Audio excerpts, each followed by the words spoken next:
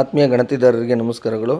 ಈ ಒಂದು ವಿಡಿಯೋದಲ್ಲಿ ನಾನು ಏನನ್ನು ತಿಳಿಸ್ಕೊಡೋಕೆ ಹೊರಟಿದ್ದೀನಿ ಅಂದರೆ, ಎಲ್ಲರಿಗೂ ಬಹುಮುಖ್ಯವಾಗಿ ಎದುರಾಗ್ತಿರುವಂಥ ಸಮಸ್ಯೆ ಏನಪ್ಪ ಅಂದರೆ OTP ಸಮಸ್ಯೆ. ಈ OTP ಸಮಸ್ಯೆಯ ಬದಲಾಗಿ ಪ್ರತಿಯೊಬ್ಬ ಮನೆಯ ಸದಸ್ಯರಿಗೂ ಕೂಡ ಫೇಸ್ ರೆಕಗ್ನಿಷನ್ ಯಾವ ರೀತಿ ಮಾಡೋದು, ಫೇಸ್ RD ಆ್ಯಪನ್ನು ಉಪಯೋಗಿಸಿ ಅನ್ನೋದ್ರ ಬಗ್ಗೆ ಮಾಹಿತಿನ ಕೊಡ್ತಾ ಹೋಗ್ತಾ ಇದ್ದೀನಿ.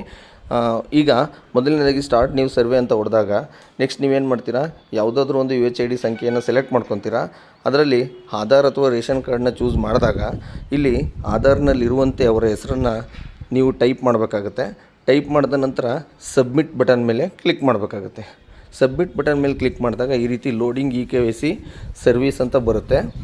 ತದನಂತರ ಈ ರೀತಿ ಒಂದು ಪೇಜ್ ಓಪನ್ ಆಗುತ್ತೆ. ಇದರಲ್ಲಿ ಆಧಾರ್ ಸಂಖ್ಯೆ ಕೇಳುತ್ತೆ. ನೀವು ಆಧಾರ್ ಸಂಖ್ಯೆಯನ್ನು ಎಂಟ್ರಿ ಮಾಡಬೇಕು. ಈ ರೀತಿ ಆಧಾರ್ ಸಂಖ್ಯೆಯನ್ನು ಎಂಟ್ರಿ ಮಾಡಿದ್ಮೇಲೆ ಅಗ್ರಿ ಮೇಲೆ ಕ್ಲಿಕ್ ಮಾಡಿಬಿಟ್ಟು ಕೆಳಗಡೆ ನೋಡಿ OTP, ಇದು ಸಾಧಾರಣವಾಗಿ ಎಲ್ಲರೂ ಕೂಡ ಬಳಸೋವಂಥ ಆಪ್ಷನ್ನು. ನಾನೀಗ ಹೇಳಕೊಟ್ಟಿರೋದು face capture. So face capture ಮೇಲೆ ಕ್ಲಿಕ್ ಮಾಡಿದಾಗ ಅದೇ ಏನಾಗುತ್ತೆ, ಆಟೋ ಆಗಿ ನಿಮಗೆ ಓಪನ್ ಅಂದರೆ ಫೇಸ್ RD ಆ್ಯಪ್ಗೆ ಕರ್ಕೊಂಡೋಗುತ್ತೆ. You will be redirected to face authentication application. ಕೆಲವೊಬ್ಬರು ಅಪ್ಡೇಟ್ ಆಗಿರೋಲ್ಲ ಅಂಥವ್ರದ್ದು ಪ್ಲೇಸ್ಟೋರಿಗೆ ಕರ್ಕೊಂಡೋಗುತ್ತೆ. ಆ ಪ್ಲೇಸ್ಟೋರಲ್ಲಿ ನೀವು ಅಪ್ಡೇಟ್ ಮಾಡಿಕೊಂಡು ಮುಂದುವರಿಸಿ. ನೆಕ್ಸ್ಟ್ ಓಕೆ ಅನ್ನು ಕ್ಲಿಕ್ ಮಾಡಿದಾಗ ಈ ರೀತಿ ಡಿವೈಸ್ ಪೇರ್ಡ್ ಸಕ್ಸಸ್ಫುಲಿ ಅಂತ ಬರುತ್ತೆ ಎಲ್ಲರದು ಕೂಡ. ತದನಂತರ ಇಲ್ಲಿ ಓಕೆ ಆಪ್ಷನ್ ಕ್ಲಿಕ್ ಮಾಡಿದ ತಕ್ಷಣವೇ ಅದೇ ಒಂದು ಸರ್ಕ್ಯುಲರ್ ಶೇಪಲ್ಲಿ ಕ್ಯಾಮ್ರಾ ಓಪನ್ ಆಗುತ್ತೆ. ಆ ಕ್ಯಾಮ್ರಾಗೆ ನೀವು ಯಾರ್ದು KYC ಮಾಡಬೇಕು ಅವ್ರನ್ನ ಬೆಳಕಲ್ಲಿ ಅಂದರೆ ಬೆಳಕಿಗೆ ಮುಖವನ್ನು ಮಾಡಿ ನಿಲ್ಲಿಸಿ ಅವ್ರಿಗೆ ಹೇಳಬೇಕು, ಕ್ಯಾಮ್ರಾವನ್ನು ಆನ್ ಆದ ತಕ್ಷಣ ನೀವು ಕಣ್ಣನ್ನು ಮುಚ್ಚಿ ಬಿಡಬೇಕು ಅಂತ. 1 or 2 ಟೈಮ್ಸ್ ಕಣ್ಣನ್ನು ಮುಚ್ಚಿಬಿಟ್ರೆ ಅದೇ ಏನಾಗುತ್ತೆ, ಆಟೋ ಫೇಸ್ ಕ್ಯಾಪ್ಚರ್ ಆಗುತ್ತೆ. ನೀವು ಉದಾಹರಣೆಗೆ ಇಲ್ಲಿ ಜಸ್ಟ್ ನೋಡ್ಬೋದು, ಈ ರೀತಿ please wait opening face RD screen ಅಂತ ಬರುತ್ತೆ.